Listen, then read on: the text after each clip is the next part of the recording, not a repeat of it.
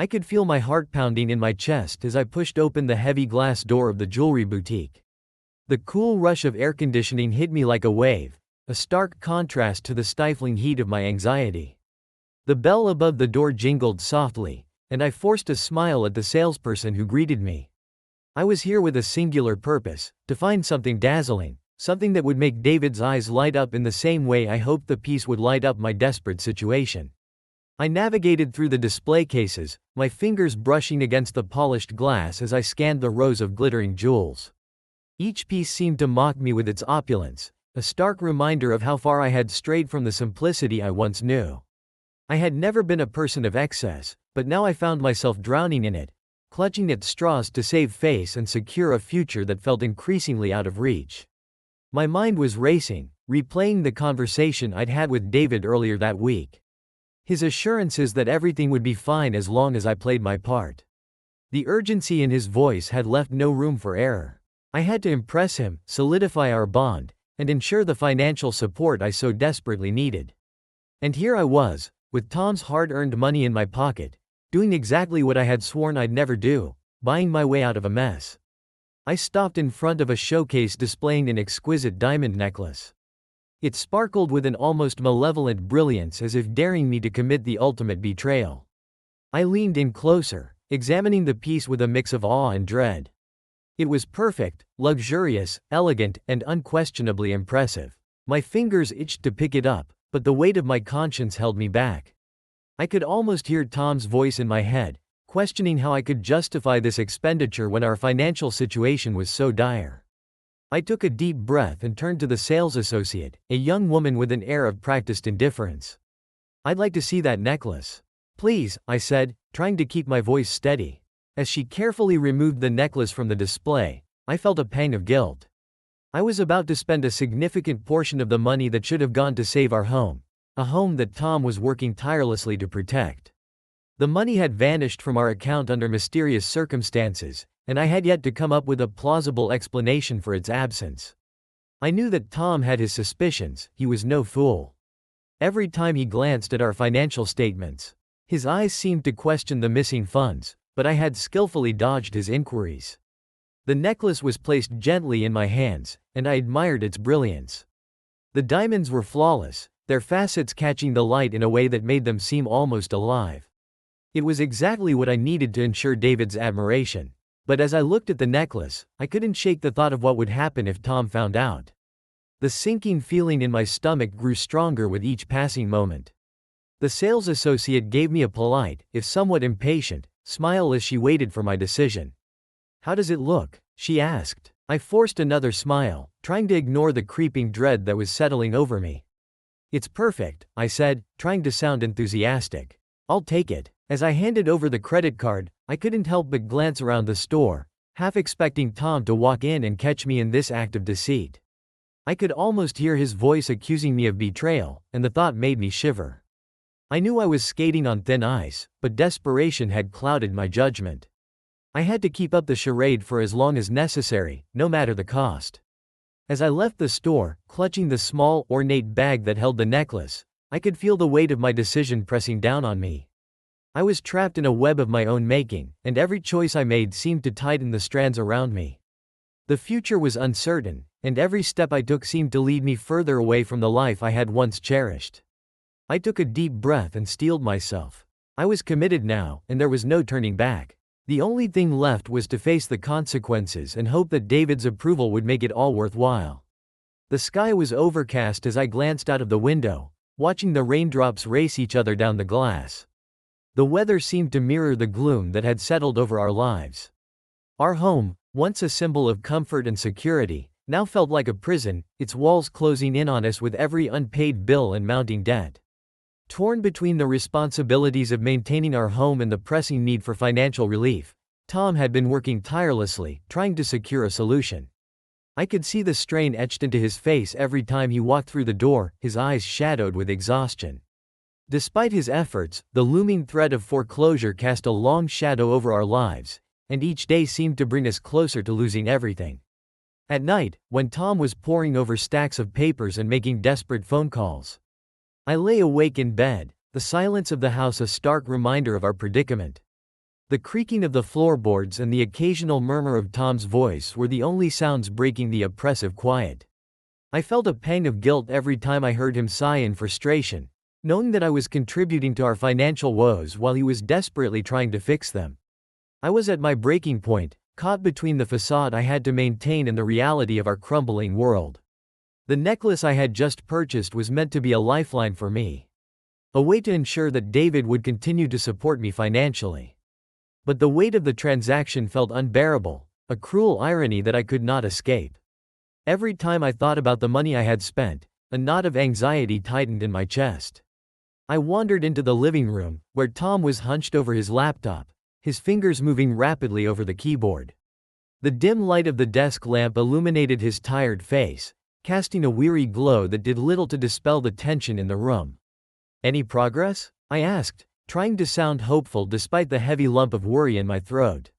Tom looked up, his eyes reflecting the fatigue of countless sleepless nights.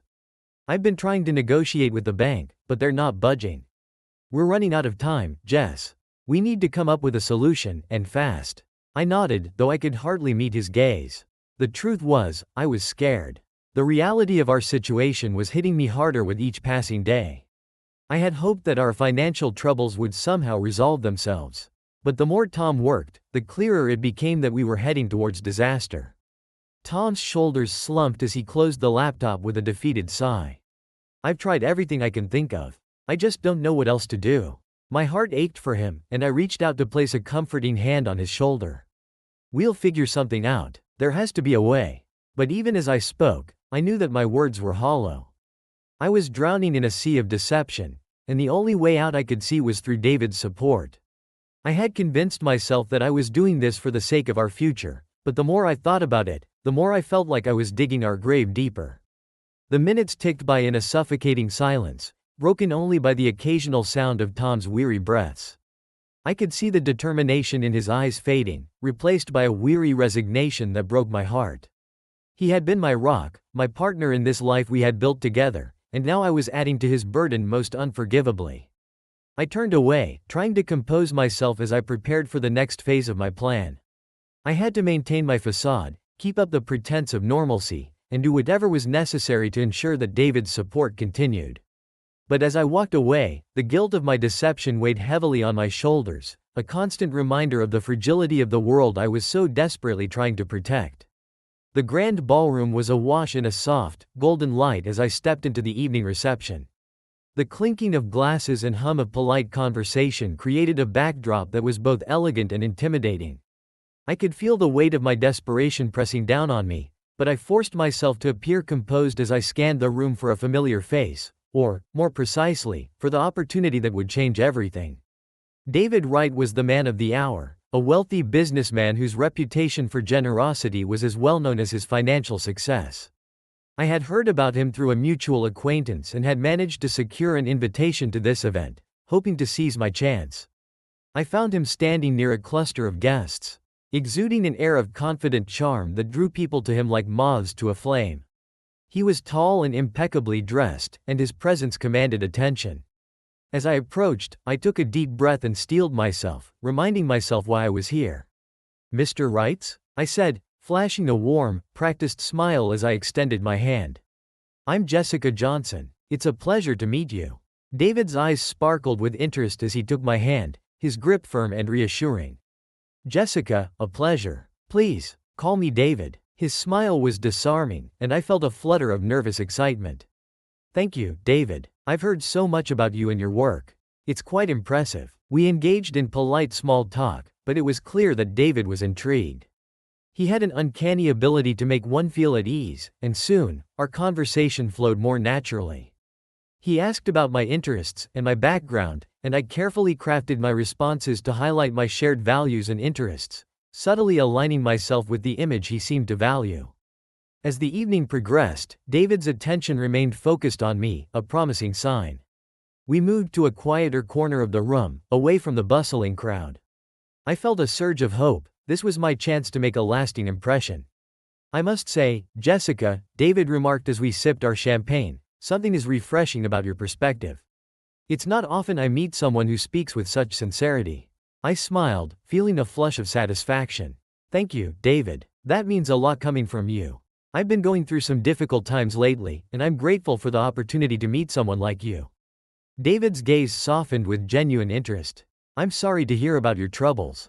Life has a way of throwing challenges our way, doesn't it? His words struck a chord. I seized the moment, letting my guard down slightly. Yes, it does. My husband and I have been struggling with some financial issues. It's been a real strain. David's expression turned contemplative. I understand. It can be incredibly tough. But sometimes, the right connections can make a world of difference. The implication in his words was not lost on me. I knew I had to tread carefully, maintaining a balance between vulnerability and composure. I've been hoping for a breakthrough. It's hard to see a way out, but I'm doing my best. David's eyes locked onto mine, and I felt a subtle shift in the dynamic between us. You know, Jessica, I believe that everyone deserves a chance to turn things around. If you need any advice or assistance, I'd be happy to help. His offer was more than I had hoped for.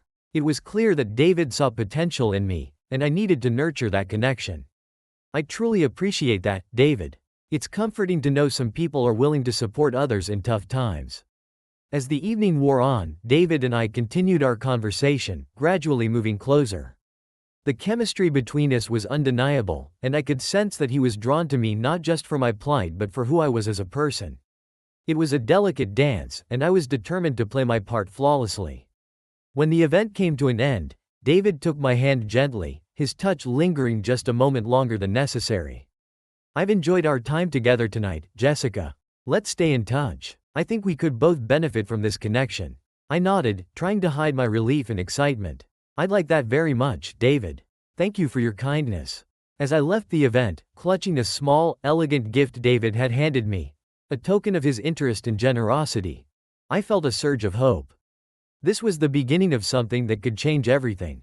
I just had to keep the momentum going and ensure that David's support remained steadfast. For now, it was enough to bask in the promise of a brighter future and the potential that lay ahead.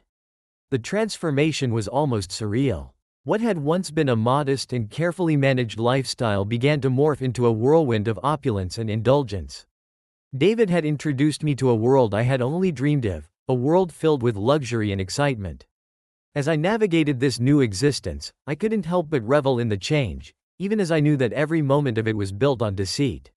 From the moment David and I began our affair, my life took on a new vibrancy. I found myself slipping into designer dresses and attending exclusive events, my days filled with shopping sprees and lavish dinners. It was intoxicating, the way I was showered with attention and extravagance. Every time David and I went out, whether it was to a high-end restaurant or a glamorous charity gala, I felt a rush of exhilaration, as if I were living a life I had only imagined in my wildest dreams. I took full advantage of my newfound freedom, indulging in the finest things money could buy. Each purchase, from sparkling jewelry to elegant evening gowns, seemed to ease the weight of our financial troubles, at least temporarily. And while David's generosity provided a much-needed respite from our dire situation, it also meant I was living a double life. I had to keep up appearances, maintaining a facade of normalcy whenever I was with Tom. But the thrill of this new lifestyle was not without its consequences. I had to be careful and meticulous in my efforts to conceal the truth from Tom. I worked hard to maintain the illusion that everything was fine, even as I grew accustomed to a level of comfort I had never known before. It wasn't long before Tom began to notice the changes. His once benign curiosity turned into sharp suspicion as he observed my behavior. The late nights out, the expensive clothes, and the sudden increase in our credit card charges all seemed to add up to something he couldn't ignore. I could see the questions brewing in his eyes every time he glanced at our bank statements or asked about my whereabouts. One evening, as I was preparing for yet another night out with David, Tom confronted me. The tension in the room was palpable, and his voice carried an edge of frustration. "Jess, can we talk?" he said, his tone heavy with concern. I forced a smile, trying to keep my voice steady. "Of course, Tom. What's on your mind?" He glanced at me with a mix of worry and suspicion. "I've noticed that you've been out a lot lately. And there's the spending. We're already in a tough spot, and it looks like you're spending money we don't have. What's going on?" I took a deep breath, mentally scrambling for an explanation that would placate him.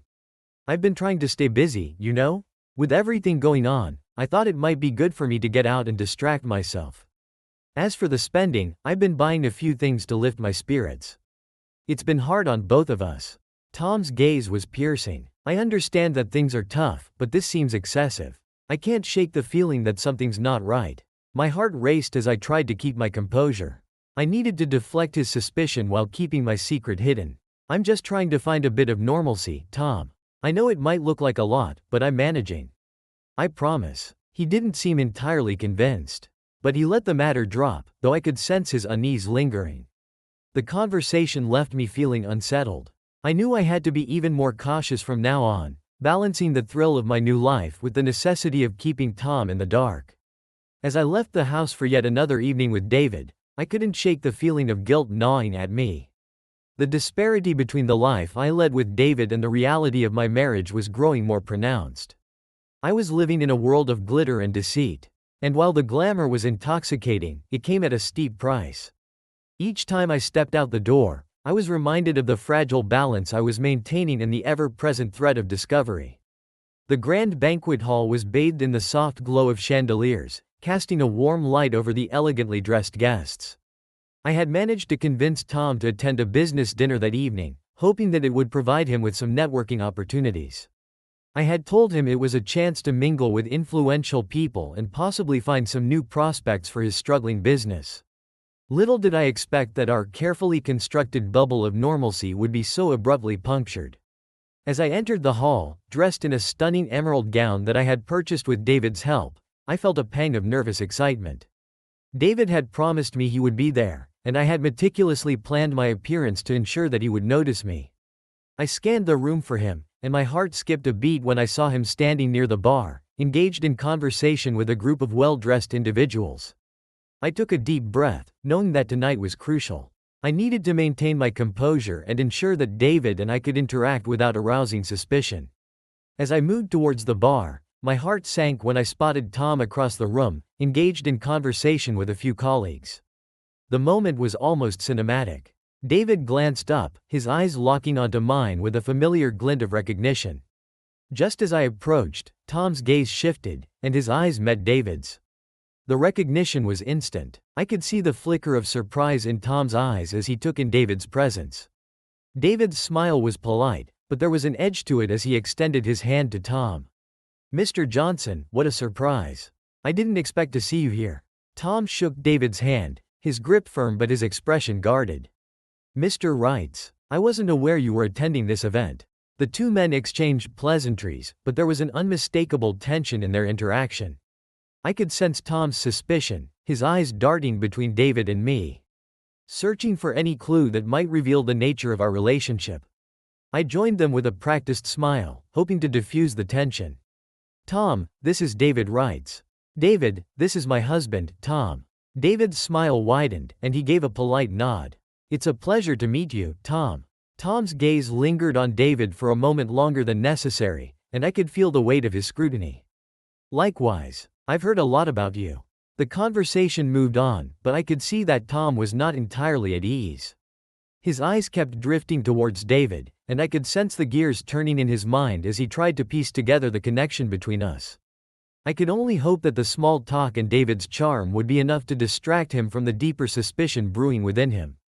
As the evening progressed, I watched the interactions between Tom and David with growing anxiety. David was his usual charming self, effortlessly weaving in and out of conversations with a charisma that seemed to put everyone at ease. But Tom's eyes were sharp, and I knew he was paying close attention to every word and gesture. At one point, as David and I stepped away from Tom to get drinks, I felt a sense of dread creeping in. David's arm brushed mine as he spoke, his voice low and conspiratorial. "Everything all right?" I forced a smile, trying to mask my growing anxiety. "Yes, just trying to keep up appearances." Tom's noticed something. "He's suspicious." David's expression turned serious. "Be careful. If he starts digging, it could complicate things." As the evening drew to a close, I could see that Tom was deep in thought, his demeanor more subdued than usual. David and I exchanged a final, lingering glance before I rejoined Tom. I could feel the weight of his silent questions, the unspoken doubts that seemed to hang in the air between us. The drive home was tense, the silence between us heavy with unasked questions. I knew that Tom's encounter with David had planted seeds of doubt, and I would need to be more cautious than ever. As we pulled into the driveway, I could feel the chasm between the life I was living and the truth of our situation widening. That night, as I lay in bed beside Tom, I couldn't shake the feeling that the fragile balance I had been maintaining was on the verge of collapse. The encounter with David had only intensified Tom's suspicions, and I could only hope that my efforts to keep my secret hidden would be enough to prevent the unraveling of everything I had worked so hard to build. The days following the dinner were tense. Tom's demeanor was noticeably colder, his eyes frequently scanning the room as if searching for hidden clues. I could sense his growing suspicion, though he kept his questions to himself. Every time he glanced at me, I felt a shiver of apprehension, as if he were on the brink of uncovering something he shouldn't. One evening, I returned home later than usual, having spent hours with David at a high-end boutique. As I entered the house, I found Tom hunched over his laptop, his face illuminated by the screen's glow. He looked up briefly, his expression unreadable. "Long day?" he asked, his tone flat. I nodded, trying to sound casual. "You know how it is. Meetings and errands. How was your day?" Tom's response was a distracted murmur as he turned his attention back to the laptop. I felt a pang of anxiety, sensing that something was amiss. As I moved to the bedroom, I noticed Tom had left several financial documents scattered on the dining table. His behavior was increasingly erratic, and I couldn't shake the feeling that he was onto something. That night, unable to sleep, I lay in bed staring at the ceiling, my thoughts racing. The tension between us was palpable, and I couldn't help but wonder what Tom was discovering. The uneasy silence was broken only by the occasional rustle of papers or the distant sound of Tom's footsteps. The next morning, Tom was up early, his eyes tired but determined. He had been working through the night, and I could see the frustration etched into his features. He was no longer the man I had known. He was a man on a mission, driven by a sense of betrayal. As the days passed, Tom's investigation continued in earnest. He scrutinized every financial transaction, delving into our bank statements and credit card bills with a meticulousness that bordered on obsession. He began monitoring my phone calls and messages, his suspicion growing with each new piece of evidence. One afternoon, while Tom was out, I received a call from David, and we briefly discussed plans for an upcoming event. I was careful to keep the conversation brief and casual, but I could sense David's unease. He was aware of the growing tension and was anxious about the potential fallout. When Tom returned, he was visibly agitated. He wasted no time in confronting me, his eyes burning with a mixture of anger and betrayal. "Jessica," he began, his voice low but intense, "I need to know the truth. I've been going through our finances, and there's something you need to explain." My heart raced as I tried to maintain my composure. "What are you talking about?" Tom's gaze was unyielding as he held up a series of documents and phone records.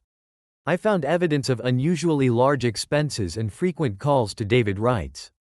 I've also traced several transactions that don't add up. "Tell me what's going on."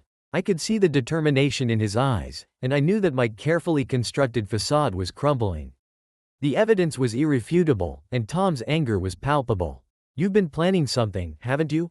he continued, his voice trembling with emotion. "I found documents and messages that suggest you and David are planning to leave. You're using the money for a fresh start with him, aren't you?" The room felt like it was closing in on me. I could no longer deny the truth. The weight of my deception bore down on me, and I could see the hurt in Tom's eyes as he realized the full extent of my betrayal. "Yes," I finally admitted, my voice barely above a whisper. "David and I have been planning to start a new life together. I was trying to keep it hidden, but the money was meant to help us get away. I didn't know how to tell you." Tom's face was a mask of anguish. "So all this time, while I've been struggling to save our home, you've been planning to leave me? How could you do this to us?" His words cut deep, and I could see the depth of his pain. I had been so consumed by my desperation that I had failed to consider the impact of my actions on the person who had stood by me through thick and thin. "I'm sorry, Tom," I said, tears welling up in my eyes. "I didn't know how to fix things, and I thought this was the only way." Tom's expression hardened as he looked at me, his anger mingling with a profound sense of betrayal. "You've made your choice, Jessica. I need to think about what comes next." As he walked away, I was left standing in the middle of our living room, the weight of my actions crashing down on me. The web of lies I had spun had finally unraveled, and the future I had hoped for with David now seemed distant and uncertain. The days after the confrontation were a whirlwind of confusion and turmoil. Tom had retreated into a shell of silence, his demeanor cold and distant. Our home, once a haven of shared moments and quiet conversations, now felt like a battleground of unspoken words and unresolved emotions. I spent those days in a state of suspended anxiety, each moment weighed down by the fear of what Tom might decide to do.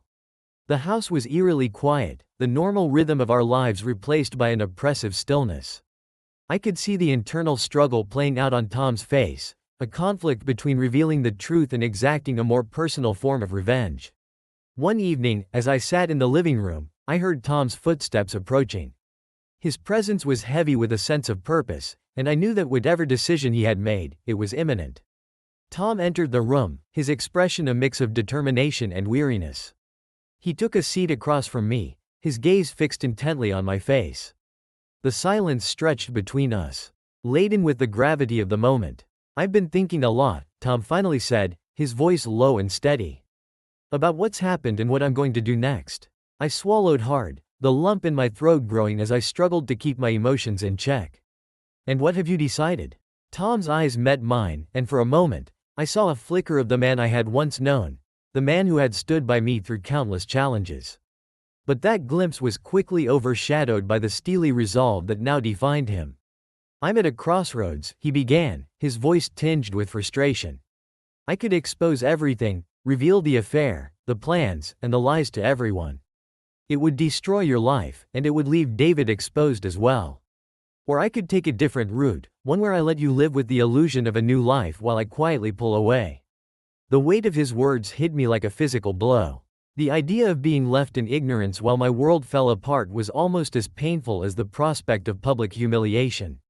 I could see the pain and conflict in Tom's eyes, a reflection of the internal battle he was fighting. "What are you going to do?" I asked, my voice trembling. Tom leaned forward, his gaze unwavering. "I haven't decided yet. Part of me wants to expose everything, to let the world see the truth and make you face the consequences of your actions. But another part of me is tempted to let it go, to walk away and let you live with the choices you've made without any further interference from me." The room felt suffocating, the air thick with the tension of his decision. I could see the hurt in Tom's eyes, the anger that simmered beneath the surface. He was grappling with his sense of justice and revenge, torn between the desire to expose the betrayal and the inclination to leave me in the dark. "I know I've hurt you, Tom," I said, my voice breaking. "I'm sorry. I never meant for any of this to happen. Please, just tell me what you're going to do." Tom's expression softened slightly, though his resolve remained firm. "I need time to think. I have to weigh the consequences of each choice and decide what's best for both of us."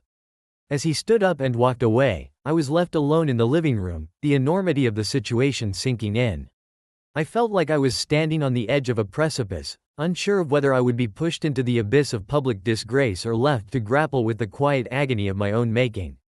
In the solitude of that moment, I could only wait and hope that Tom's decision would be one that would allow me some semblance of dignity and a chance to salvage whatever was left of my shattered world. The future seemed uncertain, and the choices that lay ahead were as daunting as they were inevitable. Tom's decision to seek revenge rather than expose me publicly was both a relief and a source of dread. It meant that while I avoided the immediate fallout of public disgrace, I would still face the consequences of his actions in a more insidious way. Tom had chosen a path that would allow him to exact his revenge slowly, methodically, and with a precision that was both calculated and ruthless. The days that followed were marked by a subtle, creeping tension. Tom had become more involved in my life, his presence increasingly intrusive. He seemed to be everywhere, watching my every move, and it was clear that he was plotting something. I could feel the strain in our interactions, a constant reminder of the precarious situation I was in. Tom's plan began to unfold with a quiet, deliberate malice. He started by subtly undermining my relationship with David. It began with seemingly innocuous acts, casual remarks about my whereabouts, mysterious phone calls, and cryptic messages. Tom aimed to sow seeds of doubt in David's mind, making him question my loyalty and commitment. One evening, David and I were at an upscale restaurant, enjoying a dinner that I had arranged as a special treat. The atmosphere was intimate, the soft music and dim lighting creating a romantic setting. Just as we were about to order dessert, David's phone buzzed with a message. He glanced at it, his brow furrowing in confusion. "Everything okay?" I asked, trying to maintain a cheerful tone. David looked up, his expression guarded. "It's a message from someone I don't recognize. They're asking about our plans for the weekend. I don't know how they got my number." I felt a cold chill as I realized that Tom was likely behind this. "Maybe it's just a wrong number," I suggested, though I knew it was more than that. David's unease was palpable, and I could sense the tension building. He tried to brush it off, but the seed of doubt had been planted. Over the following days, Tom continued his campaign of subtle sabotage. He would accidentally drop hints about our financial situation or mention my late nights out, all while maintaining an air of innocent curiosity. The situation escalated when Tom began to infiltrate David's social circles. He attended events where David was known to be, striking up conversations and subtly hinting at our troubled relationship. Tom's remarks were carefully crafted to cast doubt on my character and to suggest that I was not as committed to David as I had claimed. One afternoon, Tom orchestrated a chance meeting between David and a mutual acquaintance. The conversation was casual at first, but Tom skillfully guided it towards topics that would cast me in a negative light. By the end of their encounter, David's demeanor had changed, his once easygoing attitude replaced by a cool distance. I noticed the shift in David's behavior, and it only heightened my anxiety. The affectionate gestures and loving words that had once defined our relationship were now replaced by a tense, guarded attitude. David seemed increasingly distant, and I could see the strain in his eyes. Tom's machinations reached a crescendo when he arranged a public confrontation. During a charity event that David and I attended together, Tom made sure to orchestrate a situation where David would encounter him in a compromising position. Tom, under the guise of casual conversation, let slip details about our affair and financial troubles to the other guests, ensuring that David would overhear. The atmosphere at the event became electric with tension. David's face turned pale as he processed the information, his anger barely contained. I could see the hurt and betrayal in his eyes as he confronted me, his voice sharp and accusing. "What's going on, Jessica?" David demanded, his tone cutting through the ambient noise of the event. "Why is Tom talking about our private matters?" I tried to maintain my composure, but the truth was slipping through the cracks. "David, it's not what you think. Tom is just trying to cause trouble." David's eyes flashed with anger. "Trouble? He's making it clear that you've been playing me for a fool. What is this all about?" The confrontation drew the attention of other guests, their whispers creating a buzz around us. I could feel the weight of their judgment, the realization that my secret was on the verge of being exposed. As the event wound down, David's demeanor was cold and distant. He barely spoke to me, his trust shattered by the revelations and the public humiliation. Tom's plan had succeeded in driving a wedge between us, forcing David to confront the uncomfortable truth of our situation. I was left to grapple with the fallout of Tom's revenge. My relationship with David was on the brink of collapse, and the carefully crafted life I had built with him was unraveling. Tom had succeeded in his strategy of retribution, and now I faced the harsh reality of his calculated vengeance. In the chaos, I could only reflect on the choices that had led me to this point.